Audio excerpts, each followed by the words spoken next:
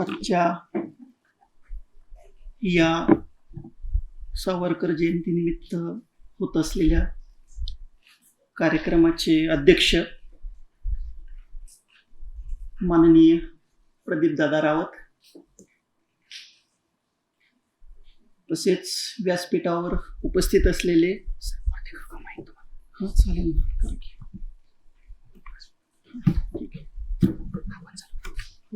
माहित नाही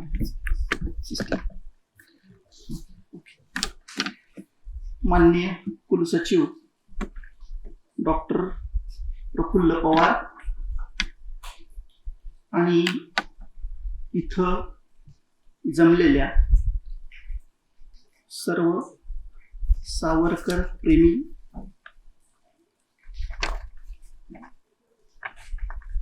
विद्यार्थी, शिक्षक आणि अन्य कर्मचारी, आज आपण जे जमलो आहोत ते सावरकर जयंती निमित्त एका विषयाचं चर्चा करणं, त्याच्यावर थोडंफार मंथन करणं असा हेतू आहे. आजचा आपला जो विषय आहे तो विषय सावरकरांचं समाजकारण आहे. आता कोणताही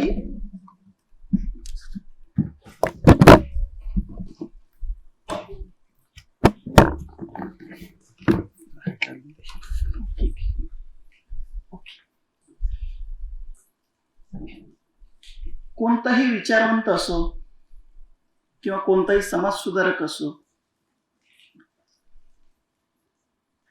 तो एका विशिष्ट काळात घडलेला असतो. असं होत नाही की अचानकच कुणीतरी निर्माण झालं. परंपरा असते त्याच्या पाठीमागं काहीतरी. प्रत्येक गोष्टीला एक पार्श्वभूमी असते. ती पार्श्वभूमी काय होती? फार मागं नको जायला, आपण 19व्या शतकापर्यंत मागं जाऊया. 19व्या शतकात आपल्याला माहित आहे की ब्रिटिशांचं राज्य आलं. तोवर भारतात बऱ्यापैकी भारतभर मराठ्यांचं राज्य होतं, मुघलांचं नव्हतं. 18वं शतक मराठ्यांचं होतं आणि 19व्या शतकापर्यंत ब्रिटिशांनी बऱ्यापैकी भारत व्यापला. आता याच्या आधी पण काही राज्यकर्ते भारतात आले होते, बाहेरून आले होते, त्यांनी राज्य केलं होतं, हे झालं होतं. पण ब्रिटिश राज्यकर्ते हे याच्यापेक्षा जरासे वेगळे होते. अगोदरचे जे राज्यकर्ते होते ना, ते जरी वेगळे असले किंवा वेगळ्या धर्माचे असले, वेगळ्या संस्कृतीचे असले, तरी त्यांची मूल्यव्यवस्था ही साधारणपणे मध्ययुगीन होती. ब्रिटिश आले तेव्हा मात्र हे वेगळंच चित्र झालं. त्यांच्याकडे एक नवी मूल्यव्यवस्था होती आणि अर्थातच त्या मूल्यव्यवस्थेचा परिणाम म्हणून त्यांच्या राजकीय व्यवस्था, त्यांच्या सामाजिक व्यवस्था, शैक्षणिक व्यवस्था, म्हणजे जेवढ्या म्हणून काही व्यवस्था नावाचा प्रकार असतो त्या सर्व वेगळ्या होत्या. याचा परिणाम अर्थात भारतात झाला, गंभीरपणे झाला. पहिली गोष्ट तर बऱ्याच लोकांना हे आकलनच होईना की हे काय घडतंय काय असं. म्हणजे मंगल पांडे चित्रपट आहे बघा, त्याच्यात मला वाटतं मंगल पांडेच विचारतो त्याच्या इंग्रज मित्राला, एक कंपनी होती काय म्हणे असं. म्हणजे ही व्यवस्था आकलन व्हायला एकतर भारतीय लोकांना जड जात होतं.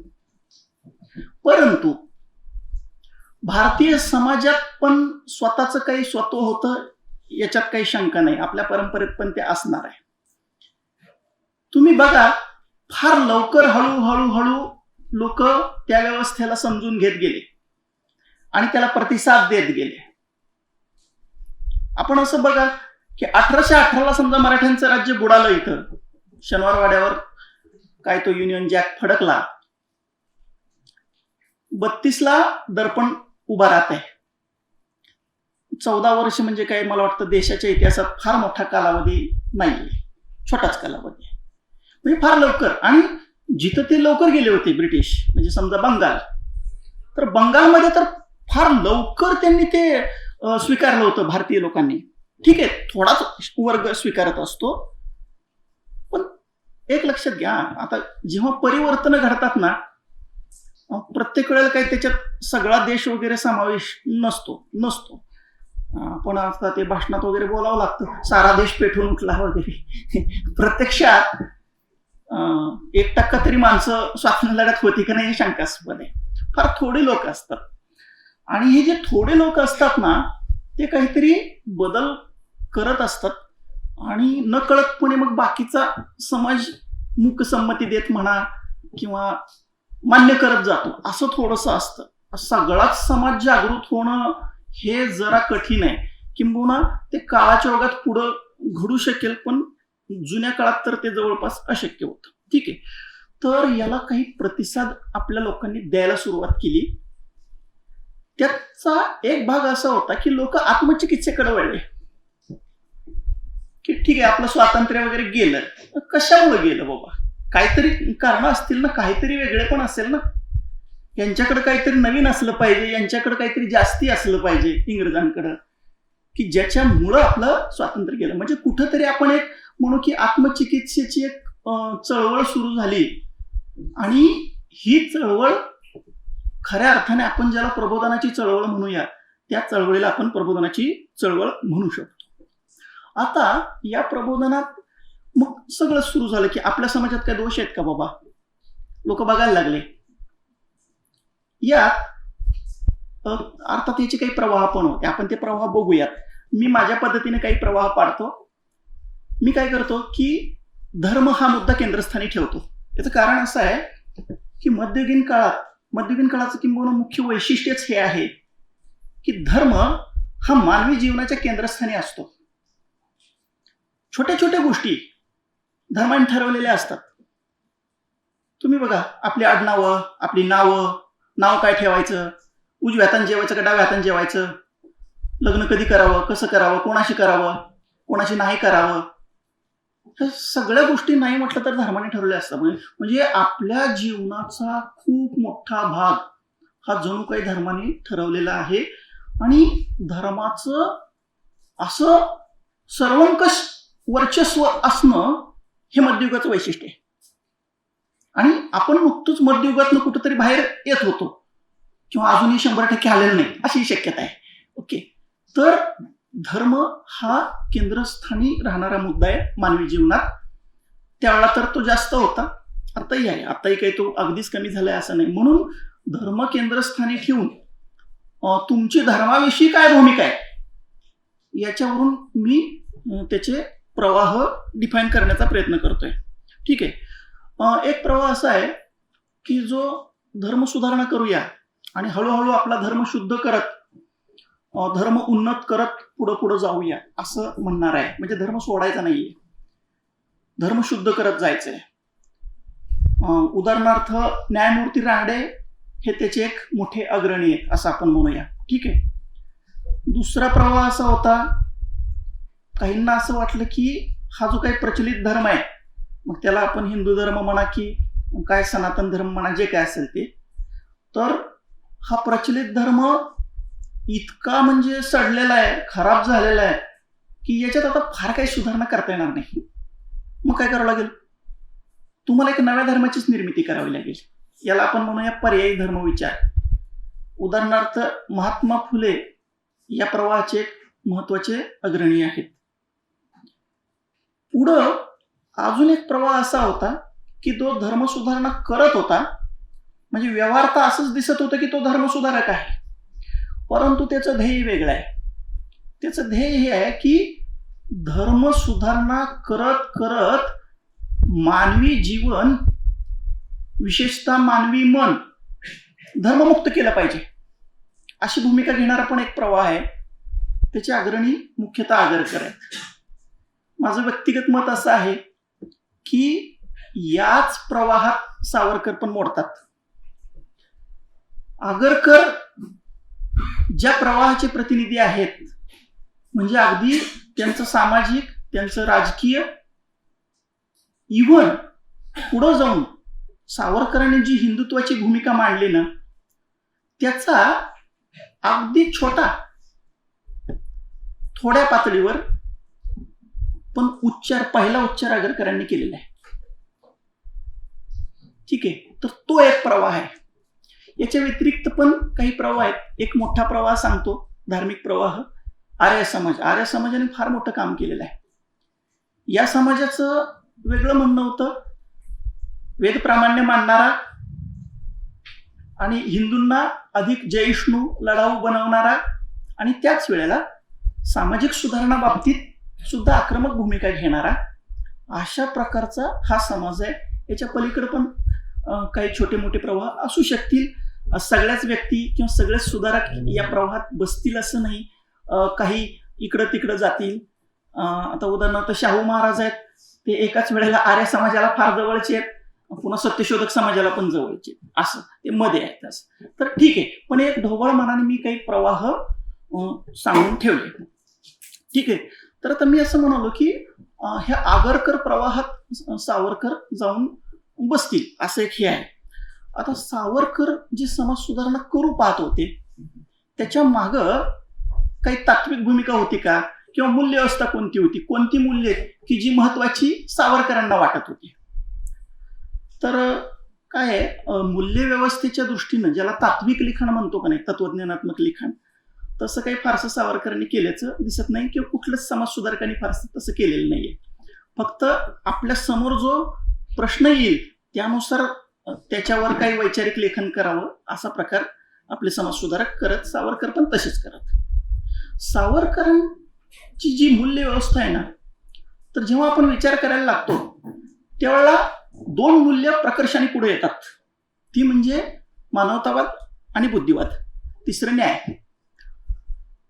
मानवतावाद इथं मी दोन्ही अर्थाने वापरतो. आता इंग्लिशमध्ये कसं त्याला दोन वेगळे वेगळे शब्द आहेत. म्हणजे एकाचा अर्थ असं होतो की ज्याला आपण माणुसकी म्हणतो ना, नाही का, माणसाने माणसासारखं वागलं पाहिजे, माणुसकी. आणि दुसरा जो आहे तो असा आहे की मानव केंद्रवाद, ह्युमॅनिझम ज्याला म्हणतात. म्हणजे ह्या विश्वाच्या केंद्रस्थानी काय आहे, माणूस. ठीक आहे, माणूस केंद्रस्थानी, म्हणजे तुमच्या जे काही नैतिक व्यवस्था आहेत, तुमच्या काही समाज व्यवस्था आहेत, सगळंच त्याचं केंद्रस्थान माणूस असणार आहे, ईश्वर किंवा धर्म नसेल. तर असं सांगणारा तो विचार आहे. तर ते सावरकर दोन्ही अर्थाने मानवतावादी आहेत असं. तर तो दुसरं मूल्य बुद्धिवाद. आता बुद्धिवाद वगैरे आपण म्हणतोय, सावरकर त्यावेळेला विज्ञान या भाषेत बोलत होते, त्यावेळेला तसंच बोलण्याची कदाचित पद्धत असावी, विज्ञान निष्ठा वगैरे बोलायची. आता एकदा बुद्धिवाद तुम्ही म्हणालात की अपरिहार्यपणे त्याचा संबंध परत धर्माशी येतो. कारण काय होतं, धर्म ही प्रमाण असणारी गोष्ट होती ना एकेकाळी. मग तो ग्रंथरूपाने प्रमाण असेल किंवा परंपरा रूपाने प्रमाण असेल.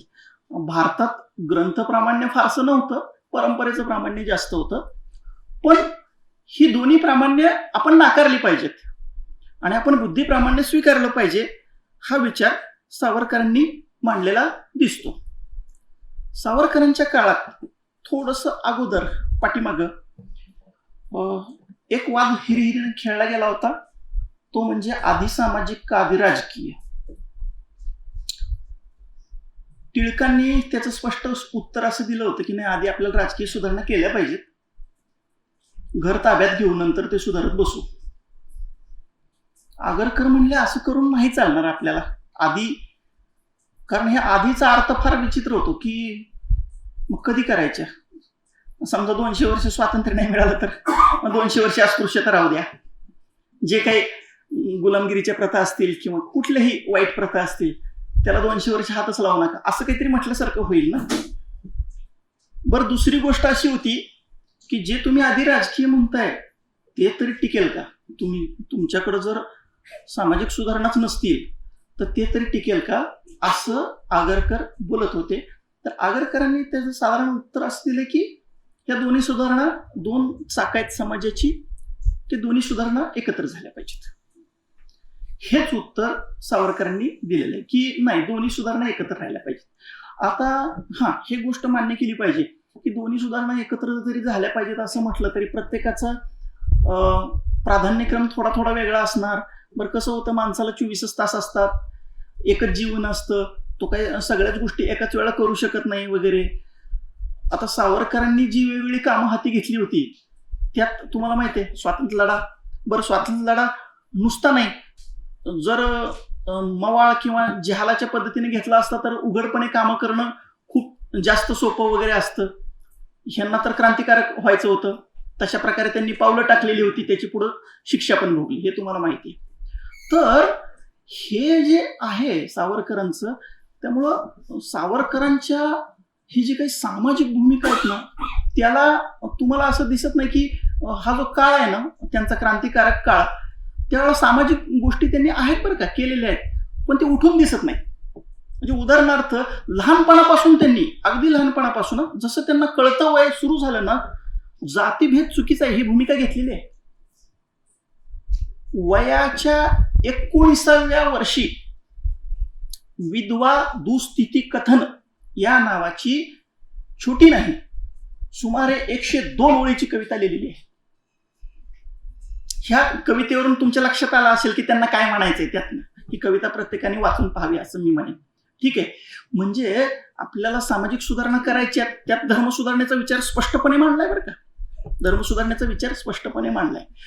याच्यातनं मला अजून एक दुसरा मुद्दा सांगायचा आहे की कित्येक लोकांना असं वाटतं की सावरकरांचं जी काही समाज सुधारणा आंदोलन आहे, विशेषतः जातीच्छेदक आंदोलन, ते काहीतरी हिंदू समाज ज्याला एक करण्याला, संघटित करण्याला पोषक आहे म्हणूनच चालू होतं, असं काही अभ्यासकांनी आरोप केलाय, यदी फडके वगैरे वगैरे.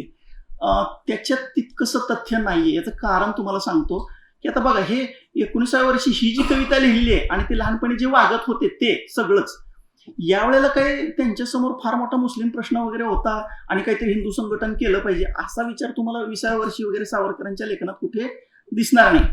आणि दुसरी गोष्ट, आता समजा स्त्रियांसंबंधी तुम्ही जेव्हा विचार मांडता त्याचा उपयोग काही हिंदू संघटनाला त्यावेळेला तसा तर काही होणार नव्हता. त्याच्यामुळं त्यांची जी काही सामाजिक सुधारण्याची भूमिका आहे ती स्वतंत्रपणे आहे, ती काही मुस्लिम सापेक्ष आलेले वगैरे हा गैरसमज सोडून द्या. उलट काय होतंय माहित आहे का, की आपण सुधारणा करायला जेव्हा जाऊ ना, लॉंग टर्म दृष्टीने ते संघटनच होत असतं, हे बरोबर आहे, पण शॉर्ट टर्म दृष्टीने संघटनात अडथळे येतात, हे दुसरी गोष्ट आहे. कारण सर्वसामान्य माणूस हा परंपरानिष्ठ असतो आणि तुम्हाला समाज सुधारणा म्हटलं की खूप लोकांची मनं दुखवावी लागतात. असं होत नाही की मनं न दुखवता समाज सुधारणा करतो. कारण काय असतं, सावरकरांच्या शब्दात आपण सांगूया, सुधारणा म्हणजे अल्पमत आणि परंपरा म्हणजे बहुमत, आणि कायमच परंपरा बहुमतात राहणार, मग सुधारक कायमच अल्पमतात राहणार. त्याच्यामुळं त्याचा काही लगेच अल्पकालीन फायदा काय होत असतो असं नसतं, त्याचे दीर्घकालीन फायदे होत असतात. ठीक आहे, तर सावरकरांनी ज्या वेळेला ही समाज सुधारणा करायला सुरुवात केली, तसं त्यांनी ते लहानपणापासून जरी केलेलं असलं तरी ज्याला काय म्हणून आपण त्याचं एक संस्थात्मक रूप येणं, संघटित रूप येणं, हा प्रकार मात्र त्यांच्या अंदमानोत्तर काळात झालेला आहे. तुम्हाला माहिती आहे, त्यांच्या क्रांतिकार्यामुळे 1910 साली त्यांना अटक झाली, 50 वर्षाची शिक्षा झाली. शिक्षा जरी झाली तरी प्रत्यक्षात 1921 साली भारतात त्यांना परत आणण्यात आलं. 1924 पर्यंत तुरुंगात होतेच. 1924 साली त्यांना मुक्त करण्यात आलं. अटी अशा होत्या की राजकारणात भाग घ्यायचा नाही आणि रत्नागिरी भाग सोडून बाहेर जायचं नाही. त्यांच्यावर पोलिसांचा पहारा पण असायचा, जे गुप्त पोलीस वगैरे असते त्यांचा पण पहारा असायचा. असं त्यांची खरी मुक्तता 37 साली झाली, तोपर्यंत ते यातच होते. मग हे जो 24 नंतरचा काळ आहे ना, त्या काळात त्यांनी खऱ्या अर्थाने सुधारणा केलेलं दिसतात. आता तुम्हाला मी मगाशी असं म्हणालो की धर्मग्रंथाविषयी त्यांची भूमिका काय होती किंवा कोणत्याही सुधारकाची भूमिका काय होती धर्माविषयी, ही सगळ्यात महत्वाची गोष्ट असते. आपण थोडंसं त्यांची धर्मग्रंथाविषयी भूमिका पाहू. आता धर्मग्रंथाची चिकित्सा कशी करावी किंवा धर्माची चिकित्सा कशी करावी याचे पण प्रत्येक सुधारकाचे पोत थोडे थोडे वेगळे आहेत. सावरकरांचा पोत कसा आहे? सावरकर असं म्हणतात की धर्मग्रंथ आपण आदरपूर्वक ग्रंथालयाच्या कपाटात ठेवून देऊया. धर्मग्रंथांचा अधिकार काय आता आपल्यावर? तर एकच की ज्या काळात ते लिहिले गेले त्या काळाची ती इतिहासाची साधनं आहेत. म्हणजे धर्मग्रंथाचा उपयोग आहे ना. म्हणजे आता समजा वेद आहेत, समजा वेद 5000 वर्षापूर्वीचे धरले तर ते त्या काळाच्या इतिहासाचं साधन आहे ना महत्वाचं. त्यामुळं काल काय झालं हे सांगण्याचा अधिकार धर्मग्रंथाचा आहे, किंवा काय व्हावं असं वाटत होतं जुन्या लोकांना ते सांगण्याचा अधिकार आहे. पण आज काय व्हावं किंवा उद्या काय व्हावं हे सांगण्याचा अधिकार हा मानवी बुद्धीचा आहे. हा धर्मग्रंथाचा अधिकार असू शकत नाही. त्यामुळं तुम्हाला असं दिसेल की पहिल्या फटक्यापासून त्यांनी याचं प्रामाण्य नाकारलेलं दिसतं. बुद्धिवादाचा विचार अतिशय स्पष्टपणे मांडलेला दिसतो. ते म्हणतात की अंधश्रद्धा मग त्या पुराणी असो नाहीतर बायबलीय असो, ह्या सर्व प्रकारच्या अंधश्रद्धा नष्ट करणं हे आपल्या समाजसुधारकांचं कर्तव्य आहे. त्यासाठी तुम्हाला ह्या ग्रंथांचं आणि परंपरेचं सुद्धा प्रामाण्य नष्ट करावं लागेल. त्यांनी जो शब्द वापरलाय तो असा आहे श्रुती स्मृती पुराणोक्त. म्हणजे आपल्यात कसं होतं, आपल्याकडे एकच एक धर्मग्रंथच नाही बघा.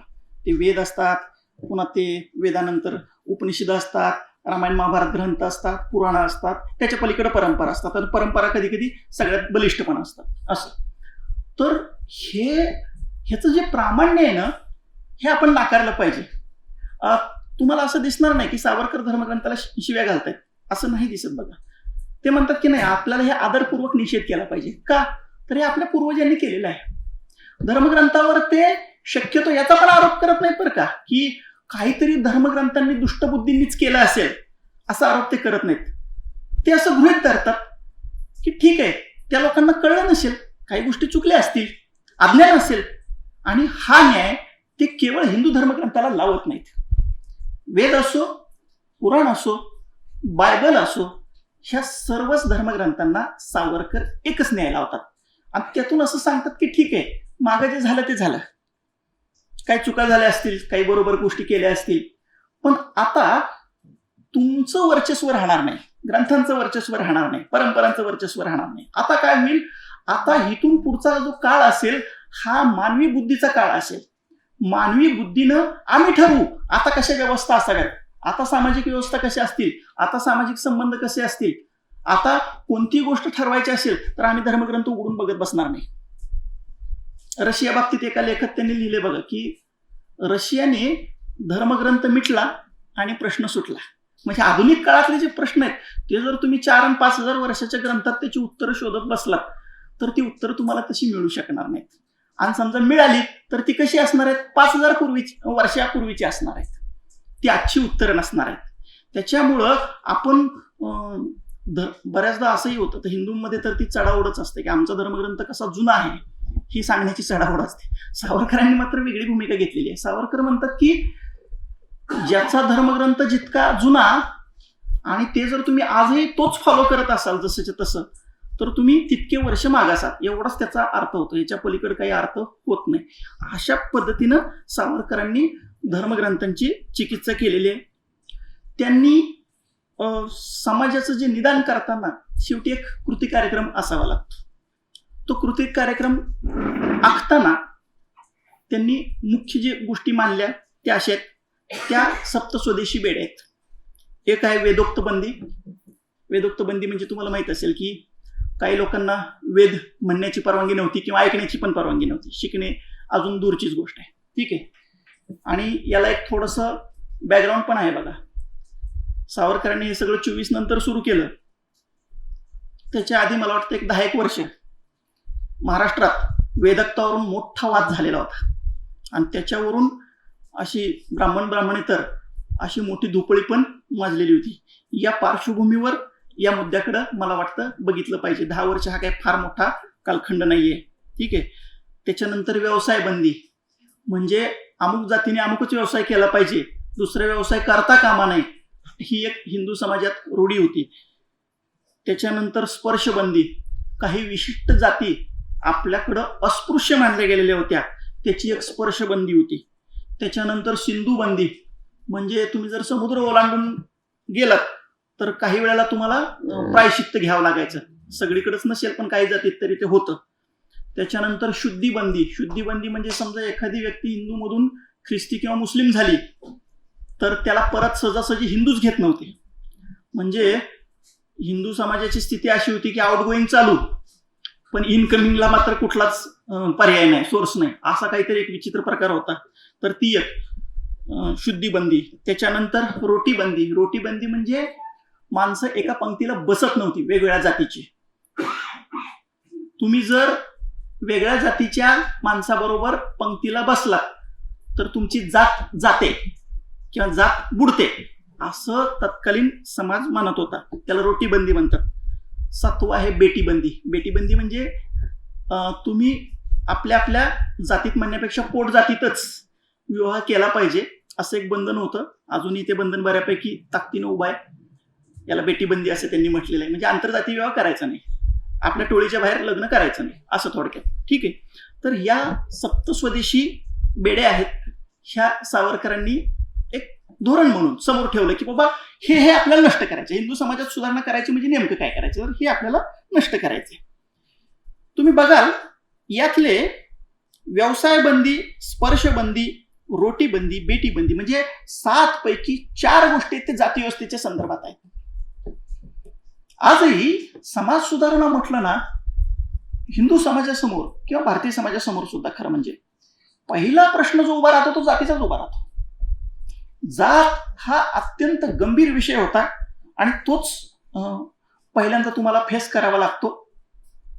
आता सावरकरांनी याचं स्वतःचं जे आकलन मांडलंय ते असं आहे की वर्णव्यवस्था एकेकाळी होती का, सावरकरांनी याचं निर्णायक उत्तर दिलेलं नाहीये. वर्णव्यवस्थेची बरीच माहिती दिलेली आहे त्यांनी जातीच्छेदक निबंधमध्ये वगैरे, वेगवेगळ्या स्मृतिकारांचे श्लोक वगैरे देत देत.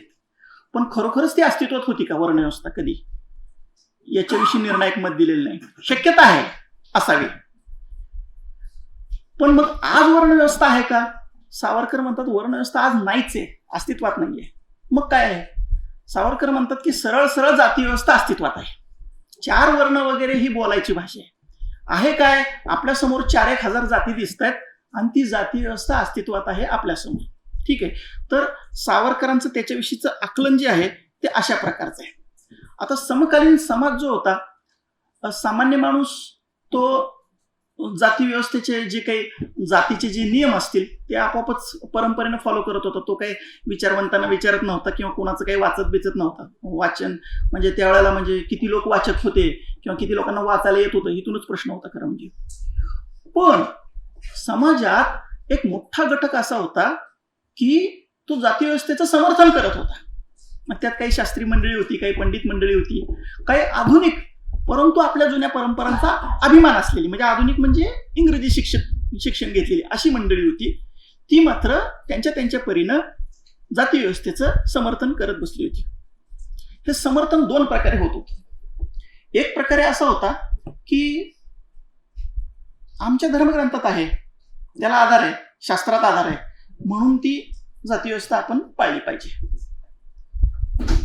दुसरा प्रकार वेगळा होता. धर्मग्रंथाविषयी सावरकरांची भूमिका मी सांगू नसते तुम्हाला, त्यामुळे ते सावरकर ते तसं उडवूनच लावायचे. तरी सुद्धा सावरकरांनी शास्त्रात केलेले आहेत लोकांबरोबर, नाही असं नाही, कारण सामान्य माणूस धार्मिक आहे, त्याला इलाज नव्हता, तसे केलेले आहेत सावरकरांनी. अगदी 2-2 दिवस शास्त्रात केलेले. तर हे एक. आणि दुसरी एक बाजू अशी होती की थोडासा इंग्रजी शिक्षित असा एक वर्ग होता की जो असं म्हणत होतं की आमचं जे जाती व्यवस्था आहे ना ते काय माहित आहे का, आधुनिक विज्ञानाला धरून आहे. जाती व्यवस्था शास्त्रीय आहे. कशी शास्त्रीय आहे? ते एक अनुवंशशास्त्र आहे. आता समजा तुम्हाला घोडा घ्यायचा आहे, तुम्ही चांगल्या जातीचा बघून घेणार ना. तुम्हाला कुत्रा पाळायचा आहे, तुम्ही विशिष्ट जातीचा कुत्रा पाळतात ना, मांजर कुठलंही. तुमच्या लक्षात आलं का की ज्या जनावरांच्या जाती असतात का नाही, काय म्हणू आपण, स्पीशीज, म्हणजे ज्याला वैज्ञानिक अर्थाने जाती म्हणता येईल,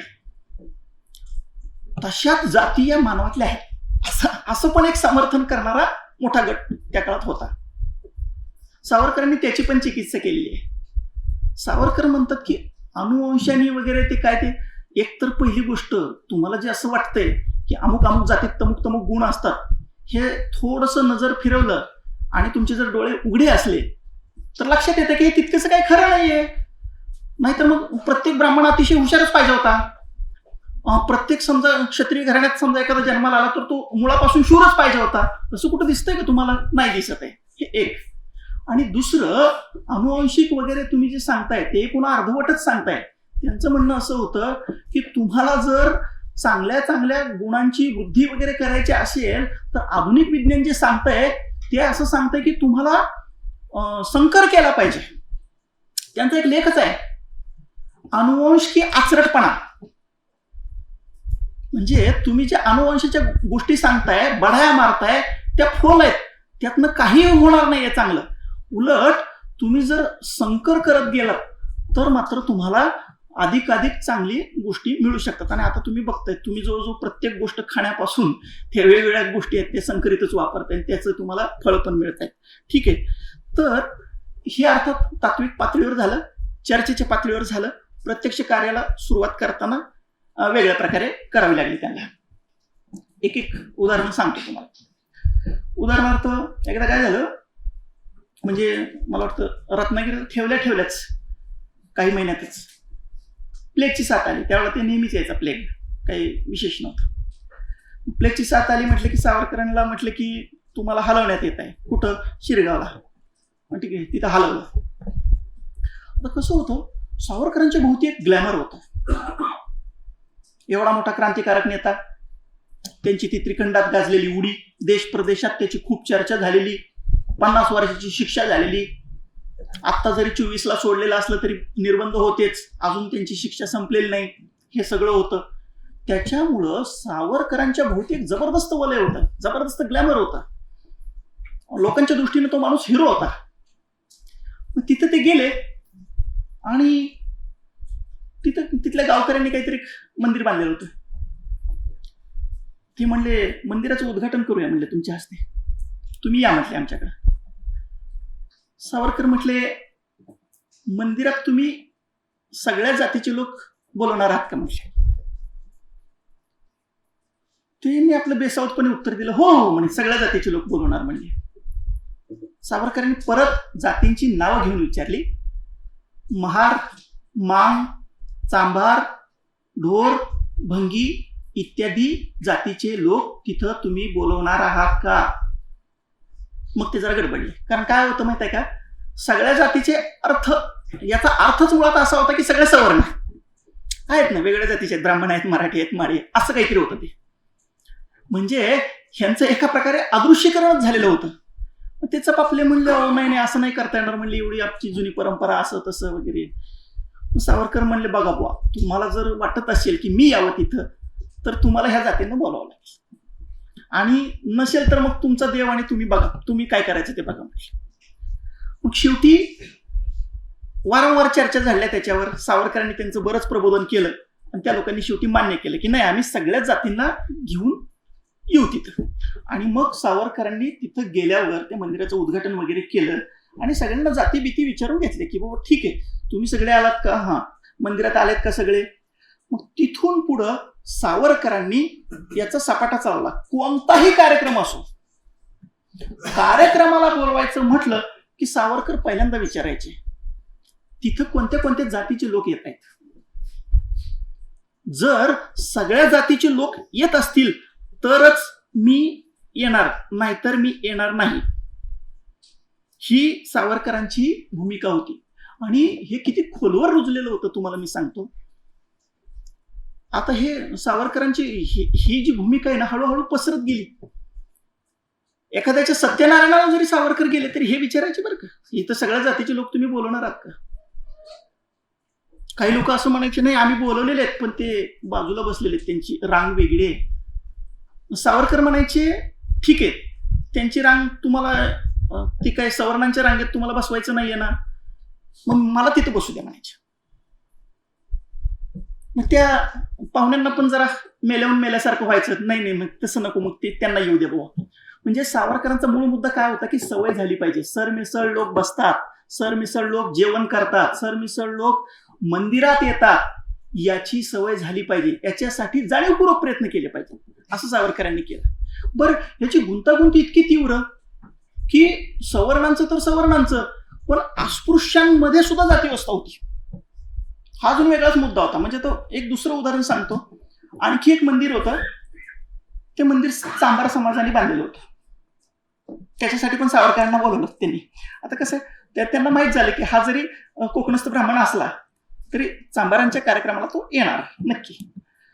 मग त्यांची माणसं गेली, म्हणे तुम्ही येताय का तात्या? हो म्हणे येणारच ना. पण मग म्हटले तुमच्या त्या मंदिरात तुम्ही महार मान भंगी हे सगळे येऊ देणार आहात का म्हटले. तिथं सुद्धा सावरकरांना त्यांच्याशी संघर्ष करावा लागला, त्यांचंही प्रबोधन करावं लागलं. याचं कारण असं आहे की आपल्या हिंदू समाजाची गुंतागुंत इतकी मोठी आहे ना की केवळ ब्राह्मण तर असे दोन गट पाडता येणं कठीण आहे. केवळ सवर्ण आणि आवर्ण असे दोन गट पाडता येणं हे सुद्धा कठीण आहे. असेच दोन गट पाडता आले असते तर सोपं झालं असतं, संघर्ष सोपा झाला असता. पण तसं नाहीये. तर जे अस्पृश्य म्हणवल्या जाणाऱ्या जाती होत्या त्यांच्यात सुद्धा एक स्वतंत्र अस्पृश्यतेच्या चाली अस्तित्वात होत्या. त्याची बरीच उदाहरणं सावरकरांना या काळात जास्तच बघायला मिळाली. ठीक आहे. तर सावरकरांनी तो मुद्दा घेतला आणि मग इथून पुढं कोणत्याही व्याख्यानाला, कोणत्याही कार्यक्रमाला जायचं झालं, आणि त्यावेळेला कसं व्हायचं, गावोगाव काही सभागृह नसायची बघा. आता सभागृह निघाले जास्त, शहरी भागात होती पण खेडेगावात नाही. कोणताही कार्यक्रम कुठं व्हायचा, देवळात व्हायचा, मंदिरात. सावरकर आग्रह धरायचे की नाही त्या मंदिरात माणसं आली पाहिजेत. असं करत करत करत सावरकरांनी बरीच मंदिरं मुक्त केली. तरी सुद्धा सावरकरांना त्यांच्या स्वतःच्या रत्नागिरीचं जे मंदिर होतं, विठ्ठल मंदिर होतं, ते फार पॉप्युलर मंदिर होतं, ते मंदिर मुक्त करायला काही वर्ष जावी लागली. वारंवार त्याच्यासाठी युक्तिवाद करावे लागले. त्या विठ्ठल मंदिरात उभा राहून त्यांना वारंवार सभा घ्याव्या लागल्या, चर्चा कराव्या लागल्या, वाद झडले, शास्त्रार्थ पण झाले, अगदी मारामाऱ्या व्हायची वेळ आली. उशीर लागतो, कारण शेवटी कसं असतं, माणसं सवय पडलेली असते. एवढी वर्षानुवर्षाचे 2000 वर्षाचे संस्कार असतात, ते काही सहजसहज जातात का? सावरकरांनी सर्व मार्गाने चर्चा, सभा, युक्तिवाद, प्रेम, प्रसंगी भावनिक ब्लॅकमेल सुद्धा. उदाहरणार्थ एकदा काय झालं तुम्हाला सांगतो. देशबंधू चित्तरंजन दास वारले, मला वाटतं 25ची गोष्ट असेल. आणि मग शोकसभा झाली. शोकसभा व्हायची म्हणजे कुठं होणार, ते विठ्ठल मंदिरात, रत्नागिरीचं प्रसिद्ध मंदिर होतं, त्या आवारातच होणार. मग त्या शोकसभेत अशी स्थिती झाली की त्या मंदिराच्या आवारात सगळे सवर्ण उभा राहिलेत किंवा बसलेत काहीतरी, आणि ज्या अस्पृश्य जातीचे लोक आहेत त्यांची इच्छा आहे, मग त्यांच्यातल्या ज्या लोकांना माहिती आहे चित्तरंजन दास कोण होते, काय होते, त्यांना दुःख झालेलं, ते आलेले, पण त्यांना त्या आवारात प्रवेश नाही, ते बाजूला उभारलेले बिचारे. सावरकरांनी तिथं भावनिक ब्लॅकमेल केलं त्यांना, ह्या सवर्ण लोकांना. अरे म्हणले आपण देशबंधूंची ही काय हे साजरी करतोय शोकसभा, आणि आपल्याच देशबंधूंना आपण दूर लोटतोय, बरं दिसतंय का म्हणे. चित्तरंजन दास यांच्या आत्म्याला काय वाटेल याचा विचार करा म्हटले. आणि सावरकरांनी तो युक्तिवाद केला आणि लोक म्हणले ठीक आहे, मग एवढी बार येऊ द्या म्हणले. ठीक आहे, तिथं आले. पण मग कसं असतं, एकदा आले, दोनदा आले, मग एकदा येऊन काय होतंय, दोनदा येऊन काय होतंय, असं करत करत करत लोकांना सवय पडली. आणि शेवटी ते विठ्ठल मंदिर पूर्णतः मुक्त झालं आणि लोकांना सवय झाली की नाही बाबा आता सगळेच येतात, काही विशेष नाही राहिलेले याच्यात. आणि असं करत करत तुम्हाला सांगतो, रत्नागिरी भागात सावरकरांनी अशा प्रकारे जिथं जिथं अस्पृश्यांना मंदिर प्रवेश मिळायला पाहिजे असा आग्रह धरलेल्या मंदिरांची संख्या सुमारे 400 ते 500 आहे. त्यावेळेच्या एका कागदपत्रात उल्लेख आहे. आता प्रश्न असा आला की ते पतित पावनचं काय मग. बऱ्याचदा काय होतं, सावरकरांविषयी लोक बोलतात ते पतित पावनविषयी फार बोलतात, म्हणजे पतित. आणि विरोधकांना असं वाटतं की सावरकरांना मंदिर प्रवेश करू द्यायचा नव्हता म्हणून त्यांनी आपल्या अस्पृश्यांसाठी नवीन मंदिर बांधलं. हे खरं नाहीये, हे खरं नाहीये. त्यातली खरी गोष्ट अशी आहे, भागोजी शेठ कीर म्हणून होते. हे कीर भंडारी जातीचे, वर्ण व्यवस्थेत शूद्र पण आर्थिकदृष्ट्या संपन्न. मग काय होत होतं की कित्येक मंदिरात त्यांना स्वतःला प्रवेश नव्हता, का तर ते वर्णव्यवस्थेत शूद्र मानले जायचे. मग त्यांनी एकदा सावरकरांसमोर एक विचार बोलून दाखवला की म्हटले मला एक मंदिर बांधायचं आहे. ते स्वतःसाठीच बांधणार होते. पूर्वी अशी पद्धत होती बघा, काय काय घरात मंदिर असायची, तुम्हाला माहिती असेल. तर म्हणले माझ्यासाठी स्वतःसाठीच एक चांगलं मंदिर बांधायचं, असं चाललेलं होतं. त्यांनी तो विचार सावरकरांना बोलून दाखवला. तेव्हा सावरकर त्यांना म्हटले, अरे तुम्ही आता ठीक आहे, तुम्ही धनी आहात, तुमच्याकडे पैसा आहे, तुम्ही बांधाल स्वतःसाठी मंदिर, पण सामान्य माणसाचं काय म्हटलं. असं का नाही करत, तुम्ही जे मंदिर बांधाल ते अखिल हिंदूंसाठी का नाही बांधत म्हटले, एकट्यासाठी कशाला. आणि मग ते पतित पावन मंदिर उभा राहिलं. आणि त्याचा वापर सावरकरांनी प्रबोधनाचं व्यासपीठ म्हणून केला. जे काही पतित पावन मंदिर आहे त्याचा जर खरा उपयोग किंवा खरं जे महत्व आहे ते याच्यासाठी आहे की त्याचं व्यासपीठ म्हणून वापर केला. कोणताही कार्यक्रम घ्यायचा आहे, चांगला कार्यक्रम घ्यायचा आहे सामाजिक सुधारणेचा, पतित पावन मंदिर व्यासपीठ म्हणून वापर केला. हे पतित पावन मंदिराचं विशेष महत्व आहे. आणि ते अखिल हिंदूंसाठी असणारं एकमेव मंदिर होतं. त्याच्या घटनेतच हे लिहिलं होतं की 4ही जातीचे माणसं त्याच्यात असले पाहिजे ट्रस्टीमध्ये. आणि उद्या तिथं जो हा असेल पुरोहित तो सुद्धा ब्राह्मणच असला पाहिजे असं काही नाही, दुसरा पण असू शकेल, असं अगोदरच लिहून ठेवलेलं होतं. तिथं सुद्धा सावरकरांना थोडासा वेदोक्तासाठी वगैरे संघर्ष करावा लागला की सगळ्या हिंदूंना घेऊन वेदमंत्र म्हणावेत का, त्याच्यासाठी सुद्धा थोडासा संघर्ष तिथं पण सावरकरांना करावा लागला. पण तो सावरकरांनी केला. आणि सावरकरांनी हेही सांगितलं की जर ब्राह्मण जर तयार नाही झाले वेदमंत्र म्हणायला इतर हिंदूंसाठी सुद्धा, तर आम्ही काय करू, देवबाप्पा की जय म्हणू आणि तिथं मूर्तीची प्रस्थापना करू, काय संबंध नाही म्हटलं आमचा. प्रत्येक वेळा आम्हाला वेद पाहिजेच असं नाही, वेद आम्हाला पाहिजेत. कशासाठी, तो सगळ्यांना अधिकार पाहिजे, वेदोक्ताचा अधिकार पाहिजे म्हणून वेद पाहिजेत आम्हाला, नाहीतर वेदा वाचून आमचं काही अडलेलं नाही, अशी सावरकरांची भूमिका होती. तुम्हाला असं दिसेल की सावरकरांनी धार्मिक क्षेत्रातून जाती व्यवस्थेचं उच्चाटन केलं पाहिजे ही भूमिका विचारातून पण आणि कृतीत पण सातत्याने मांडलेली दिसते. मग आता बघा की हा जो वेदोक्ताचा मुद्दा आहे ना, हा वेदोक्ताचा मुद्दा सावरकरांना पुढे पण पुरला. कारण होतं काय माहित आहे का की वेदांचा अधिकार कुणाला आहे, तत्वत असं मानलं जायचं की त्रैवर्णिकांना आहे. पण व्यवहारता पुन्हा काय अजून एक अडचण होती. आता म्हणे खरे म्हणजे अशी परंपरा होती की आता खरे 2च वर्ण उरलेले आहेत, एक ब्राह्मण आणि एक शूद्र, म्हणजे मधले वर्ण गायबच झालेले आहेत. मग आता कुणाला अधिकार आहे वेदाचा, फक्त ब्राह्मण नाही, बाकीच्यांना नाही. सावरकरांनी मात्र याच्याविषयी वारंवार भूमिका घेतली की नाही, हे नाही चालणार, प्रत्येक हिंदू मात्राला हा अधिकार असला पाहिजे. आणि तुम्हाला असं दिसेल 1929 साली सावरकरांनी एक प्रकट घोषणा केली आणि त्याच्यासाठी एक मोठा कार्यक्रम घेतला अखिल हिंदूसाठी की सर्व हिंदूंना वेदांचा अधिकार असला पाहिजे. आणि त्या कार्यक्रमात त्यांनी जानवी वाटलेली, त्यावेळेला जानवी वाटणे हा एक कार्यक्रम होता बघा.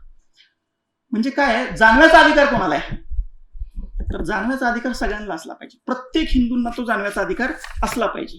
म्हणून तुम्हाला असं दिसेल बघा की त्याच्यानंतर मालवणला एक अस्पृश्यांची परिषद भरली होती, सगळ्या अस्पृश्य जाती आल्या होत्या एकत्र, त्याची एक परिषद भरलेली होती. त्याचं अध्यक्षस्थान सावरकरांना देण्यात आलं होतं. तर त्याची सुरुवात सुद्धा वेदमंत्राच्या घोषाने झालेली की बाबा नाही, वेदांचा अधिकार सगळ्यांना आहे. तर ही गोष्ट तिथं महत्वाची आहे. त्याच्यानंतर सावरकरांनी आणखीन काही गोष्टी केल्या. आता उदाहरणार्थ सहभोजनाचा एक कार्यक्रम त्यांनी राबवला, तुम्हाला माहित असेल. आता त्या काळात सहभोजन ही भयंकर क्रांतिकारक गोष्ट होती. तुम्ही जर दुसऱ्या जातीच्या, विशेषतः अस्पृश्य जातीच्या उच्चवर्णीय व्यक्ती समजा जेवली तर तिच्यावर बहिष्कार पडत होता. अगदी धनंजय कीर तरुण होते त्यावेळेला, सावरकरांच्या संपर्कात आले तेव्हा त्यांच्यावर सुद्धा बहिष्कार पडला होता. आज आपल्याला बहिष्कार काही फार विशेष वाटत नाही, पण त्या काळात का नाही वाळीत टाकणे हा भयानक प्रकार होता. असं समजा की तुमच्या कुठल्याच कार्यक्रमाला कुठलाही तुमचा पाहुणे रावळे येणार नाहीत, तुमच्या लग्नाला येणार नाहीत, तुमच्या मौतीला येणार नाहीत, तुमचं काय बारसं असेल, कोणताही कार्यक्रम असेल, सत्यनारायण असेल, तुमचे कोणतेही पाहुणे रावळे येणार नाहीत. ही होती वाळीत टाकण्याची व्यवस्था. आणि त्याच्यामुळं सामाजिक बहिष्काराला भले भले घाबरून असायचे. त्यामुळं सावरकरांनी ज्या वेळेला ही चळवळ सुरू केली सहभोजनाची, त्यावेळेला खूप लोकांवर बहिष्कार पडले. घरोघरी बहिष्काराचे हे सुरू झालं, घरोघरी भांडणं लागली. म्हातारे लोक आणि तरुण लोक यांच्यात वाद सुरू झाले. भांडणांनी टोकाचं स्वरूप धारण केलं. धनंजय कीरांनी काही उदाहरण दिलेले आहेत. म्हणजे उदाहरणार्थ एक ठिकाणी असं झालं की एका घराण्यात एक सून होती. त्या सुनेला त्या घरच्यांनी तिच्या वडिलांचं निधन झालं तरी घरी जाऊ दिलं नाही, माहेरी जाऊ दिलं नाही. का? कारण तुझ्या माहेरचा तुझा भाऊ आहे ना, तो म्हणे याच्यात जेवला, म्हणे सहभोजन याच्यात जेवला. बरं, ते सहभोजनाचं काही लपून छपून नव्हतं बरं का. ते काय होतं, सहभोजन करायचं, एकत्रित तो कार्यक्रम करायचा त्याचा, आणि नंतर दुसऱ्या दिवशी ते सगळं वर्तमानपत्रात छापून येईल अशी व्यवस्था करायची. असा प्रकार चालत होता. त्याच्यामुळं नाव येणं कंपल्सरी होतं की तुम्ही सहभोजन केलंय ना, मग त्याचं ते नाव आलं पाहिजे असं होतं. तर आणि त्याच्यामुळं काय होतं की सगळीकडे तो प्रसार व्हायचा, कोण कोण सहभोजनात जेवलंय. त्याच्यामुळे खूप लोकांवर बहिष्कार पडले, घरोघरी भांडणं लागली, काही ठिकाणी मारामाऱ्या झाल्या, डोकेफोडी झाली, काही ठिकाणी असे प्रकार घडले. हे जे तुम्हाला सांगितलं ना की त्या स्त्रीला वडिलांचं निधन झालं पण माहेरी जाऊ दिलं नाही. का? तुझ्या घरचे लोक म्हणे सहभोजनात जेवलेले आहेत, आता ते बाटले म्हणे आमच्यासाठी ते मेले. इथंपर्यंत लोक बोलत होते. त्याच्यामुळं आज जरी आपल्याला ते सहभोजन वगैरे काय विशेष आहे बाबा, एका वेगवेगळ्या जातीचे लोक जेवतात, पण एक 70-80 वर्षापूर्वी ती एक विलक्षण गोष्ट होती. अगदी अस्पृश्य म्हणवणाऱ्या जाती सुद्धा आपसात सहभोजन करत नव्हत्या. इथंपर्यंत तो टोकाचा विचार आहे. म्हणजे एक उदाहरण सांगतो. सावरकर असंच एक ठिकाणी भाषण करायला गेले होते. भाषण करायला गेल्यावर एक व्यक्ती आला. त्यानं सांगितलं, ते त्याच्या हातात चहाचा ट्रेच होता की मी जातीनं महार आहे म्हणे, तुम्ही घ्याल का म्हणे माझ्या हातचा चहा. सावरकर म्हणले तू ये म्हणले. त्याला जवळ बोलवलं, त्यांनी चहा घेतला आणि सावरकर पुढे त्याला काय म्हटले माहितीये का, हे बघ हा माझा मित्र आहे म्हटले, तो भंगी आहे म्हटले, तू त्याच्या हातनं चहा घेशील का सांग म्हणे. आता तो लागला का तू करायला, कारण हा प्रकार आपल्यावर इतका उलटेल की त्यालाही बिचारायला माहित नव्हतं. तो आपलं सावरकरांची परीक्षा घ्यायला आल्यासारखा आला होता. म्हणजे तुम्हाला लक्षात आलं का की जाती व्यवस्थेची गुंतागुंत, अस्पृश्यतेची गुंतागुंत ही खूपच व्यामिश्र पद्धतीची होती. त्याच्यामुळं सहभोजनाचा हा जो प्रकार होता ना, हा केवळ सवर्ण नावर्ण एवढ्या पुरता मर्यादित नव्हता. मागास जातींची सहभोजन हा एक अजून वेगळा विषय होता. बऱ्याचदा मागास जातीचे लोक सुद्धा सहभोजनाला येत नव्हते. त्याचं वेगळं कारण होतं. त्यांना असं वाटायचं की आज सावरकर आहेत, उद्या सावरकर गेल्यावर परत लोकांनी आपल्यावर बहिष्कार टाकला, लोकांनी आपल्याला काय बाबा वाईट वागणूक दिली तर काय करायचं असंही वाटत होतं. मग त्यांना धीर देणं, त्यांनी यावं म्हणून प्रयत्न करणं. मग त्याच्यासाठी आता समजा ते येत नसतील इकडं सवर्णांकडं, तर सवर्णांनी तिकडे गेलं पाहिजे. मग सावरकरांनी आणखीन काही कार्यक्रम सुरू केले. म्हटले सगळे जे उच्चवर्णीय लोक आहेत, ब्राह्मण मराठी हे ते त्यांच्या जवळचे कार्यकर्ते होते सगळे, ते सगळ्या कार्यकर्त्यांना घेऊन सावरकर जायचे आणि त्या अस्पृश्य वस्तीत जायचे आणि तिथं भजनं करायचे त्या सगळ्यांना घेऊन. म्हणजे ह्यातनं दोन गोष्टी साधल्या जात होत्या की सगळे लोक एकत्र बसतायत, एकत्र खातायत, एकत्र पितायत आणि धार्मिक दृष्ट्या सुद्धा सरमिसळ पद्धतीनं चाललंय बाबा सगळं, हे दिसलं पाहिजे. ह्याच्यासाठी सावरकर प्रयत्न करत होते. त्याच्यानंतर सावरकरांनी एक जे महत्वाचं आंदोलन चालवलं ते आहे शाळा. शाळेमध्ये सरमिसळ बसत नव्हते बघा विद्यार्थी. बऱ्याचदा तर काय होतं, त्या अस्पृश्यांना शाळेत येऊच देत नव्हते. इथूनच सुरुवात होती. मग ते आलं तर कुठं बसवायचा असा मोठा प्रश्न होता. काहींनी त्याच्यावर तोड काढली, बाहेर बसू द्या. काही म्हटले आत आले तरी त्यांची एक वेगळी रांग करा, यांची एक वेगळी रांग करा, असं सगळा प्रकार सुरू होता. बरं, पुन्हा कसं होतं, अस्पृश्य जाती अतिशय दारिद्र्यानं ग्रासलेल्या, अज्ञानानं ग्रासलेल्या, त्यामुळे त्यांनाही शैक्षणिक जागृती नसल्यामुळे सहजासहजी ते लोक पण येत होते असं नाही. मग तिथं जाऊन जागृती करणं, त्यांना त्या अस्पृश्य जातीची मुलं कशी येतील मुख्य प्रवाहात, शाळेत कशी येतील, याच्यासाठी प्रयत्न करणं हे सावरकरांनी केलं. मग ते सरमिसळ बसवण्यासाठी एक स्वतंत्र आंदोलन त्यांना उभा करावं लागलं. मग त्याच्यासाठी चर्चा, प्रबोधन हेच मार्ग होते. मार्ग काही वेगळे होते असं नाही. 1923 साली ब्रिटिश सरकारने एक आदेश काढला होता की सगळ्यांना सरमिसळ बसवण्यात यावं वर्गात. पण प्रत्यक्षात ह्या आदेशाचं पालन होत होतं का, तर नव्हतं होत. नंतर तर ब्रिटिशांनी अजून एक आदेश काढला 29ला. तो तर असा होता की ते जे लोकल बोर्ड आहे त्यांनी ठरवावं की हे किती कंपल्सरी करायचं आणि किती नाही करायचं. म्हणजे हे कंपल्सरी केलेलंच नव्हतं, असा प्रकार झाला. मग हे कुणी करायचं कंपल्सरी, तर मग सावरकरांनी स्वतः पुढाकार घेऊन ते आणि त्यांचे कार्यकर्ते जाणीवपूर्वक सरमिसळ बसलेच पाहिजेत. मग त्याच्यासाठी खूप साऱ्या शिक्षकांची भांडणं करावी लागली. काही शिक्षक म्हणाले आम्ही सोडून देतो, शिक्षक पुन्हा उच्चवर्णीय सगळे. सावरकर म्हणले द्या सोडून, काय फरक पडतोय, आपण दुसरे हे करू. सावरकरांनी जाणीवपूर्वक अस्पृश्य शिक्षक नेमता येतील का याच्यासाठी पण प्रयत्न केले. तुम्हाला असं दिसेल की रत्नागिरी भागात मग बरेच अस्पृश्य शिक्षक पण निर्माण झाले. काही शिक्षक म्हणले अहो ते अस्पृश्य पोर आहेत ना, ते फार गदळ राहतात म्हणे, अस्वच्छ राहतात म्हणे. सावरकरांनी त्याला असं उत्तर दिलेलं आहे. सावरकर म्हटले शिक्षक म्हणून तुमचं हे जे वक्तव्य आहे ना म्हटले, हे ऐकून मला अक्षरशः लाज वाटते म्हटले. लहान मुलं गदळ राहतात हा काय आरोप झाला का म्हटले. तू लहानपणी गदळच राहत होता, तुझ्या आईने काही टाकून दिलं का तुला. लहान मुलं गदळच राहतात, लहान मुलं कसेही राहतात. आई वडिलांचं काम आहे, शिक्षकांचं काम आहे त्याला स्वच्छता शिकवणं. तू शिक्षक कशासाठी झालायस तिथं, ठीक आहे ना, तो अस्वच्छ आहे, तू त्याला स्वच्छता शिकव ना, तुझं काम आहे ते. आणि तो फक्त समजा असेलच तर शरीराने अस्वच्छ आहे, तुझ्या मनाचं काय म्हटलंय, मनाची अस्वच्छता कशी जाणार तुझ्या, असा प्रश्न सावरकरांनी उभा केला. आणि ते एक आंदोलन म्हणून चालवलं. आणि पुढं एक 8-10 वर्षात म्हणजे 1900 मला वाटतं 34-35चा एक अहवाल आहे. त्या अहवालात असं नमूद केलं गेलेलं आहे बरं का, की रत्नागिरी भागातल्या ते काहीतरी मला वाटतं 1,200 शाळांचा काहीतरी अहवाल आहे. त्यातल्या 3 शाळा फक्त अशा होत्या की जिथं विद्यार्थी सरमिसळ बसत नव्हते. म्हणजे सावरकरांनी केलेल्या प्रयत्नाचं यश कुठंपर्यंत आलं होतं हे तुम्हाला मी सांगतोय, ठीक आहे. तर अशा प्रकारे शाळेचं जे आंदोलन आहे ते एक महत्वाचं आंदोलन म्हणून सावरकरांनी चालवलेलं आहे. त्याच्या पलीकडे सावरकरांनी आणखीन काही गोष्टी केल्या. म्हणजे आता उदाहरणार्थ अखिल हिंदू उपहारगृह नावाची एक नवीन संकल्पना त्यांनी काढली. त्या उपहारगृहाची संकल्पना अशी होती की त्याच्यात एक सवर्ण आणि एक अस्पृश्य अशा दोघांनी मिळून हॉटेल उभा करायचं आणि त्या हॉटेलमध्ये सगळ्यांनीच जायचं. अर्थात ते हॉटेल त्यांनी सुरू केलं. त्या हॉटेलमध्ये कोण कोण येत आहे जात आहे याची नोंद ठेवली जायची. म्हणजे कोण माणसं येत आहेत, ते कुठल्या जातीचं आहे, कारण त्यावेळेला गावात माणूस कळायचाच की कुठल्या जातीचं आहे, ते काय अवघड नव्हतं. आणि मग तिथे सवय झाली पाहिजे म्हणून सावरकर काय करायचे, त्यांच्याकडे कोणताही मोठा पाहुणा आला, केळकरांपासून केळकरांपासून वेगवेगळे मोठमोठे पाहुणे त्यांच्याकडे येऊन जायचे. आला की सावरकर तिथं हे करायचे, चला बाबा ह्याला घेऊन चला.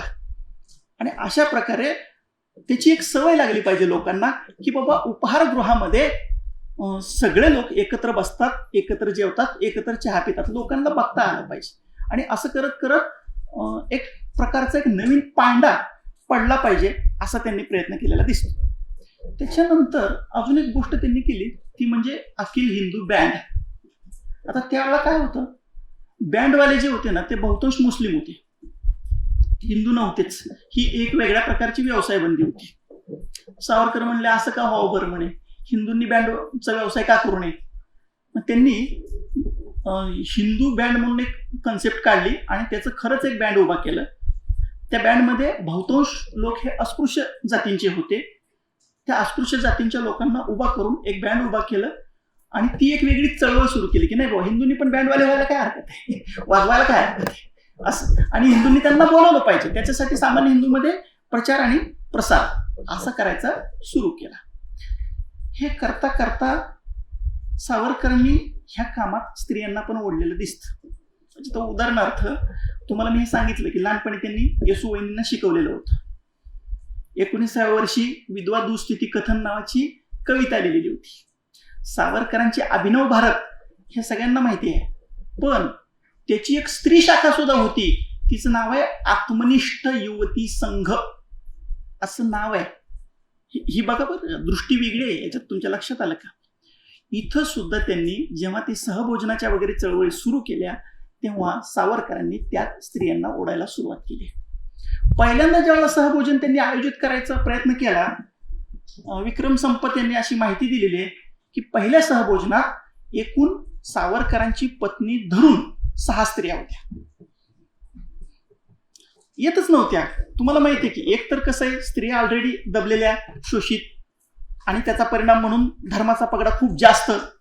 त्यामुळे त्यांना सहभोजनाची कन्सेप्ट पटतच नव्हती काही केल्या. मग शेवटी विनंती करून, दादा बाबा करून, पटवण्याचा प्रयत्न करून त्यांनी तो प्रयोग केला.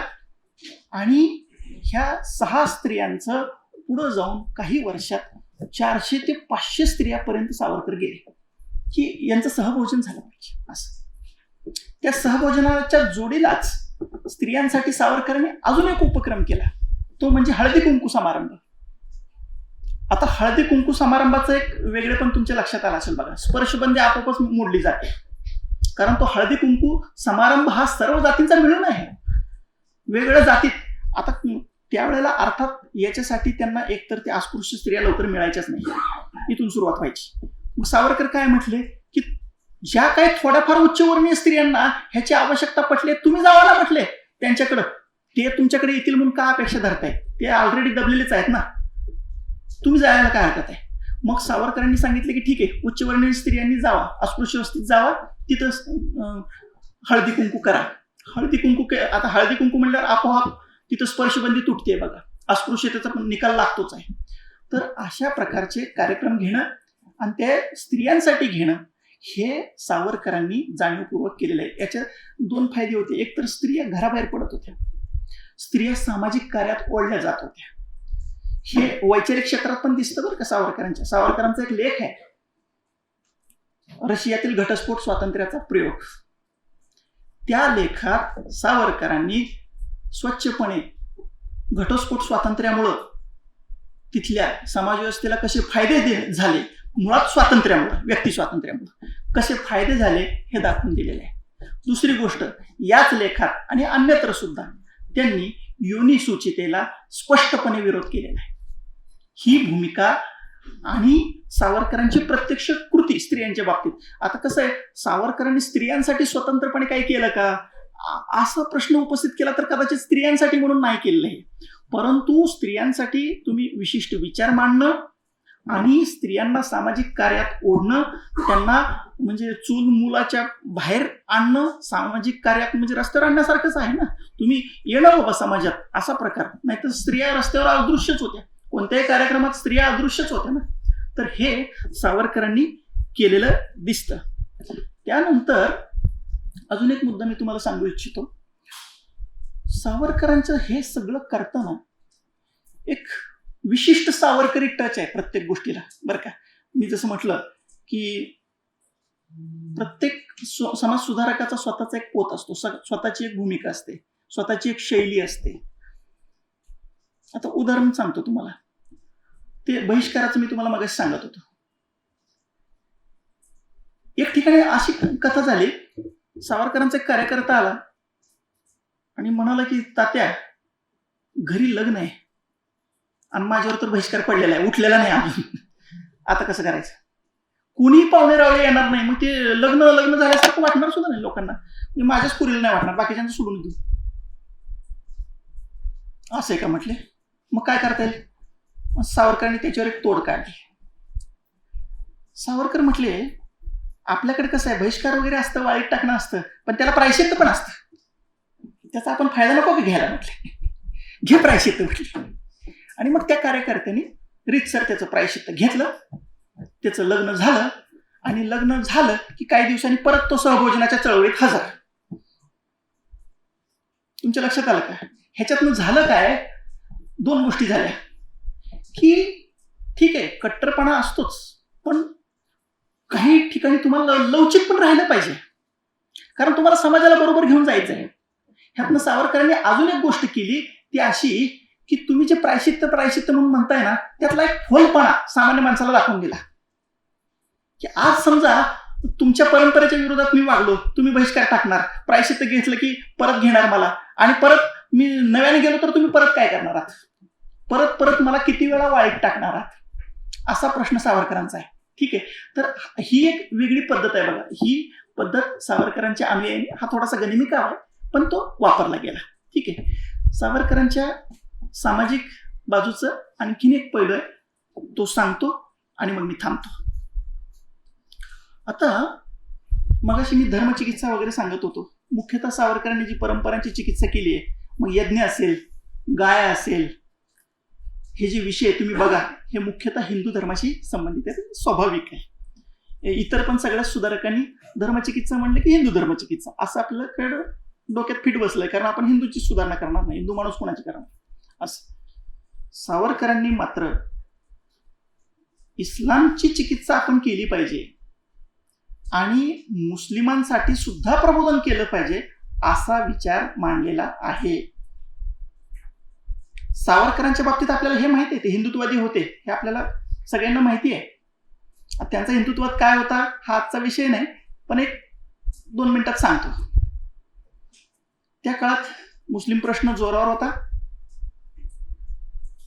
त्यांच्या मागण्या स्पष्ट होत्या, एकतर आम्हाला सत्तेत 50% वाटा द्या, नाहीतर मग पाकिस्तान तोडून द्या. सावरकरांनी दोन्ही नाकारलं, हे नाही चालणार म्हटले. तुम्हाला आम्ही देऊ सत्तेत वाटा, किती, तुमच्या लोकसंख्येच्या प्रमाणात देऊ, आणि देश तोडायचं वगैरे ही परवानगी आम्ही देणार नाही, अशी ठाम भूमिका घेतली. आणि ही भूमिका घेताना अर्थातच हे कोणाच्या बळावर घ्यायची भूमिका, ही तोंडी भूमिकेचा विषयच नव्हता. तुम्हाला माहिती आहे, नंतर तर डायरेक्ट ऍक्शनला तोंड द्यावं लागलं. हे काही वैचारिक खेळ नव्हते, ही सरळ सरळ रस्त्यावरची लढाई होती. त्याच्यामुळं सावरकरांनी त्याच्यावर हिंदू संघटनाचा उपाय सुचवला. याला आपण साधारण ढोबळपणाने सावरकरांचं हिंदुत्व असं म्हणतो. ठीक आहे, पण शेवटी काही झालं तर आपल्याला हिंदूंना आणि मुसलमानांना एकाच देशात राहावं लागणार आहे, कुणी काही म्हटलं तरी, हे तर नक्की आहे. मग असं असेल, समजा हिंदू समाज प्रगत झाला आणि त्याच वेळेला मुस्लिम समाज मध्ययुगात राहिला तर ते काही चांगलं होणार नाही.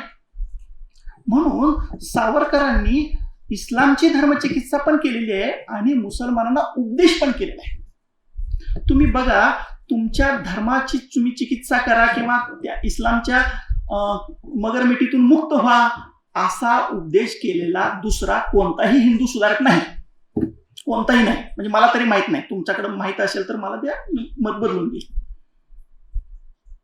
त्यांनी असं म्हटलंय की मुसलमान जर आधुनिक झाले तर त्यात हिंदूचेही कल्याण आहे आणि मुसलमानांचे तर कोट कल्याणच आहे, असं म्हटलंय त्यांनी. त्यांचे कुराणावर, मुसलमानी पंथोपंथावर माहिती देणारे बरेच लेख आहेत. त्यांचे मुस्लिम सुधारकाची माहिती देणारे पण लेख आहेत. उदाहरणार्थ, त्यांनी समकालीन व्यक्तींवर फारसं लिहिलेलं नाही बघा, तुम्हाला लक्षात आलं असेल, फार क्वचित त्यांनी एखादा लेख लिहिलाय. पण जे काही थोडंफार लेखन केलंय त्यात एक लेख केमाल पाशावर आहे. त्यांनी असं स्पष्ट म्हटलेलं आहे की मुसलमानांनी काय केलं पाहिजे. ठीक आहे, कुराण तुम्ही प्रमाण मानता, मी म्हणतो की तुम्ही ते आदरपूर्वकच पण बाजूला सारायला शिका आणि आता मानवी बुद्धीला जे पटेल ते स्वीकारा. तुम्हाला केमाल पाशाच्या मार्गाने जर तुम्ही गेलात तर त्यात तुमचं भलं होणार आहे, आणि जर नाही गेलात तर चाललेलंच आहे, सगळं जग तुमच्या विरोधात चाललंय, त्यातनं तुमचं कुठं काय भलं झालेलं आहे. तर असा उपदेश करणारा पहिला हिंदू सुधारक जर कोण असेल तर तो स्वातंत्र्यवीर सावरकर आहे. तर ही साधारणपणे सावरकरांची जी समाजकारण आहे त्याची तात्विक आणि त्याची एक प्रत्यक्ष कृतीच्या पातळीवरची ही एक रूपरेषा आज मी सांगितली. हे सांगण्याचा हेतू स्पष्ट आहे. सावरकरांनी ज्या प्रश्नाला त्या काळात भिडले ते प्रश्न अजूनही आहेत. त्याचं स्वरूप अर्थातच बदललेलं आहे. म्हणजे आता उदाहरणार्थ रोटीबंदी बऱ्यापैकी नष्ट झालेली, पण बेटीबंदी शिल्लक आहे.